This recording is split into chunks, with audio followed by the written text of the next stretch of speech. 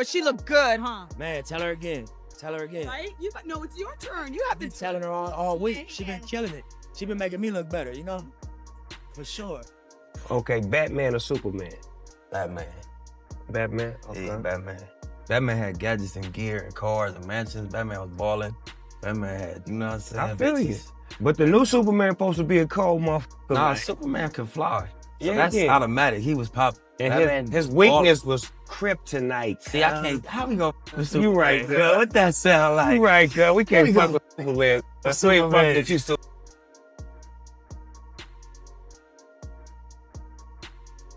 Be you. This the G's shit he ever did. They was doing Straight Outta Compton movie, right? So Dr. Dre, Ice Cube, all them niggas calling me. Man, we trying to get Nip to play you in Straight Outta Compton. He ain't getting back to us. All right, let me holler at the little homie.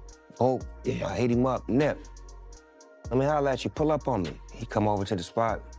God, they want you to play me in the Straight Outta Compton movie. I'm happy as a motherfucker to tell him. He like, no disrespect, big homie, but I can't play you in the movie because then people gonna just know me for being you. I gotta be me. And that's with all due respect. I was like, damn, that was gangsta as a motherfucker. I called him nigga, I said, cuz, y'all gotta go find somebody else, cuz.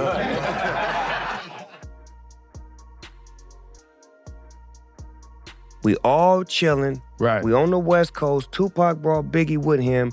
We rocking. We let Cuz get down with us. We go in the back, smoke, chill, hang out. It's beautiful. When did it go sideways? Once Pac got shot. When he got shot, he felt like they did it, but And this was when he got shot in New York. yeah. Before he got shot in Vegas. There you go right there. Yeah. And now, So he felt like someone from the West Coast was involved. no. Or from the like- East Coast, rather. yes. Excuse me. Yes. And later information came out that the people that he thought did it had nothing to do with it. So by him accusing people of it, it kind of set things off. And then by him being bailed out by Death Row Records, and Death Row Records adding more gasoline to the fire, and him being a part of the most gangsterous label in the world that his opposition didn't want no issues with, right. it only egged it on as opposed to, let's find a resolution. No, let's keep making it more of a problem. So normally I got 2 security with me that fly on a private plane with us. Suge got his homies, Pac got his security. We get to the private plane, nigga Suge like, they can't go. Your security. They can't go. Security like, all right, well, come on with us, dog. I'm like, nah, I'm gonna stay down. I'm ride with them. Like, this either the moment you niggas gonna kill me, like, we gonna get some clarity in this air. We got a 5.5 hour flight. I ain't got no security. You niggas ain't feeling me right now. So I sit down, and I'm like, they still don't say nothing to me. Now we finna take off. I'm like, all right, I see what's finna happen. I've been around these, I know how they get down. I grab me a knife and a fork, get my blanket, 5.5 hours like this. Sit in the back of the plane, all the way in the back. I'm the last seat. So somebody gonna get killed. If I'm gonna get killed, somebody dying with me. Snoop Dogg stood in front of over 20,000 people and called Nipsey Hustle his brother. A leader, a teacher, a father. The tears looked real. The words sounded genuine. But here's what made people stop and rewind. While Snoop was honoring Nip publicly, he was also standing next to a man Nipsey had deliberately cut ties with years earlier. A man whose name keeps surfacing in the darkest conversations surrounding Nip's final days. A man now fighting a massive federal RICO case.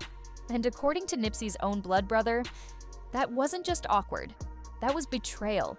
Because in the streets, loyalty isn't something you explain. It's something you prove.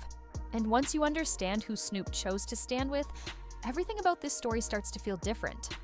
But before we even get there, you need to hear who finally said what everyone else was afraid to say. Blacc Sam, Nipsey Hussle's older brother, the man protecting his legacy, the man who knew Nip before the fame, before the music, before the world knew his name. And according to multiple reports, Blacc Sam snapped. Not quietly, not politely.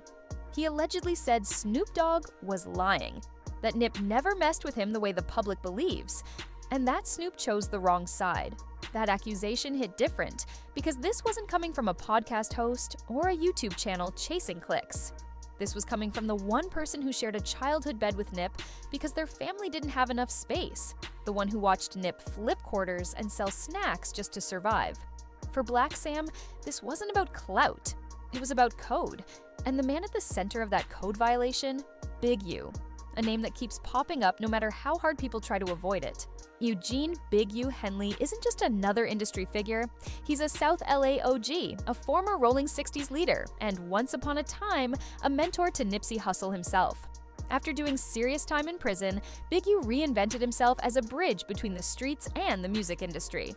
He founded Unique Music, managed artists, and positioned himself as someone who could open doors. For a while, he did, but according to federal prosecutors, that bridge wasn't built on opportunity. It was built on fear. In March 2025, the feds unsealed a sweeping indictment alleging Big U ran a criminal enterprise for over a decade. Murder, extortion, forced check-ins, robbery, human trafficking, the kind of charges that don't come from rumors. They come from wiretaps and years of investigation. And while Big U has not been officially charged in connection to Nipsey Hussle's murder, the patterns described in that indictment made people start asking uncomfortable questions all over again. Questions that got louder after one chilling story resurfaced. A phone call. Loose Cannon, a Rolling 60s affiliate, went on camera and told a story that stopped people cold. He said Big U called him and told him Nipsey had just been killed. The problem? Nipsey was still alive. Loose Cannon didn't believe it. So, he did what anyone would do. He called Nip directly, and Nip answered. They talked. Everything sounded normal. No panic, no chaos. 30 minutes later, Nipsey Hussle was gone. When asked if Big U might have known something too early, Loose Cannon didn't hesitate. He said yes, said the timing didn't make sense, said it felt like foreknowledge. That alone doesn't prove anything. But in the streets, patterns matter. And once that story resurfaced, people started looking backward. Not forward, they started re-examining Nipsey's fallout with Big U. Because at one point they were close. Early on, Big U helped Nip get industry looks. Nip stayed at Big U's place, recorded music there, signed a 10-year deal under Unique Music. For a moment, it looked like mentorship, but mentorship turned into tension. Nip wasn't the type to be controlled. He wanted ownership, masters, real estate, independence. And according to multiple accounts, Big U ran a check-in system where artists and businesses paid for protection. Nip didn't play that game. Around 2010, things boiled over. Recording equipment was allegedly taken from Nip's setup and relocated. Nip responded the only way he knew how. He dropped a diss. "You don't got a clue of what you want to do, I'm busy getting rich." That wasn't just music, that was a line in the sand. What followed wasn't industry drama, it was street tension. Alleged confrontations, alleged attempts to discipline Nip the hood way. And Blacc Sam stepping in to protect his brother, even if it meant risking everything. By 2017, things were worse. Stephen Fats Donaldson, one of Nip's closest day ones, was killed. Rumors immediately connected his death to ongoing tensions. Nothing proven. But the whispers never stopped. Then came December 2018. Nipsey's 10-year contract with Unique Music expired, and according to those close to him, Nip had no intention of renewing. The separation was final, and just months later, everything changed. The night before Nipsey's death, Blacc Sam said there was a strange energy, conversations about security, politics, concerns that something wasn't right. Blacc Sam begged Nip to call every time he pulled up to the Marathon store. Nip pushed back. "I'm not calling you every time I pull up." Those were some of the last words they exchanged. On March 31st, 2019, Nipsey pulled up to his own store. No armed security posted, just a regular day. Eric Holder approached once, shirtless, almost like he was checking the scene, seeing who was around, seeing if anyone was posted. Then he left. Then he came back wearing a red shirt, a color that doesn't exist in Rolling 60s territory. Then the shots rang out, and what happened next is what Blacc Sam says still haunts him. Holder didn't shoot once and run. He shot Nip, started running, realized nobody was shooting back, came back, shot him again, ran again, came back again, shot him multiple times, kicked him while he was down. That wasn't panic, that was purpose. Eric Holder was convicted in 2022 and sentenced to 60 years to life. The official motive? A confrontation where Nip allegedly called him a snitch, but for Blacc Sam, that explanation never added up. Why double back that many times over words? Unless you were sent to make sure the job was finished. While Blacc Sam was racing to the scene, blowing through red lights, performing CPR on his brother in the street, his entire world collapsed. He later said it felt like the Twilight Zone, like reality stopped making sense. And as he was burying his brother, trying to hold his family together, protecting Nip's name, he noticed something that cut deeper than anything else. Snoop Dogg was still publicly rocking with Big U photos, appearances, podcasts. The same man Nip had distanced himself from, the same man now accused by the feds of running a violent enterprise. And that's where Blacc Sam drew the line, because to him, loyalty doesn't come with footnotes. You don't cry at the funeral, then pose with the person your brother believed was dangerous. You don't call someone family, then stay neutral when neutrality benefits you. Some reports even claim Snoop apologized during courtroom proceedings and said, "I know the truth," implying knowledge that goes deeper than what's public. Viral videos exploded with titles accusing Snoop of snitching, suggesting tension behind closed doors. None of that has been officially confirmed, but in hip-hop, perception is currency. And silence speaks loud. Snoop has not publicly addressed Blacc Sam's alleged accusations. No statements, no clarifications, nothing. To some, that means everything. To others, it means nothing. But to Blacc Sam, the choice was already made. We've seen how he handles perceived disrespect. At the Marathon Burger opening, he confronted rapper Rockstar 2800 without hesitation. His message was clear: Nip's name isn't up for debate. And if he's willing to step to a nobody, imagine how he feels about a global icon. Snoop Dogg's relationship with Nip was supposed to symbolize something bigger.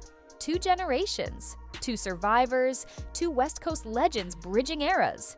Their songs together felt like a torch being passed. At Nip's memorial, Snoop delivered one of the most emotional tributes of his career. Churches were too scared to host the service. It took outside pressure just to make it happen. And Snoop stood there and spoke from the heart. But loyalty isn't measured in speeches, it's measured in choices.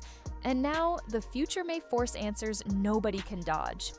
Big U's federal trial is set for 2026. If he's convicted, it won't just mean prison. It will validate years of whispers, years of conspiracy, years of people saying something darker was operating beneath the surface. Even without direct charges tied to Nipsey's death, the patterns outlined by prosecutors mirror what many suspected all along: extortion, control, violence used as enforcement. Snoop Dogg remains silent. Blacc Sam keeps working, protecting the businesses, raising Nip's kids, finishing the documentary. He's admitted how close he came to breaking, how the loss nearly pushed him over the edge. But instead of folding, he turned grief into purpose. People say the marathon continues, but Blacc Sam has said he can't say that himself. For him, the marathon ended the day Nip was taken. What remains is duty, and duty doesn't allow neutrality. So what happens next? Will Snoop finally address the accusations? Will the federal case reveal information that changes everything? Will the questions surrounding March 31st, 2019 ever be fully answered? Nobody knows. But one thing is clear. In Blacc Sam's world, loyalty doesn't expire, betrayal doesn't get forgiven, and blood outweighs any industry relationship. Snoop may have known Nip for years, may have made music with him, may have cried real tears. But he wasn't there in that living room, wasn't there flipping quarters, wasn't there building computers out of stolen parts, wasn't there when the marathon was just an idea. Blacc Sam was, and he'll be there until the end, making sure the world never forgets who Nipsey Hustle really was, and who, in his eyes, crossed a line that can never be uncrossed. Because this isn't just about beef, it's about truth, it's about loyalty, and it's about a brother who refuses to let his brother's name be played with. And in hip-hop, sometimes what you don't say matters more than anything you ever could.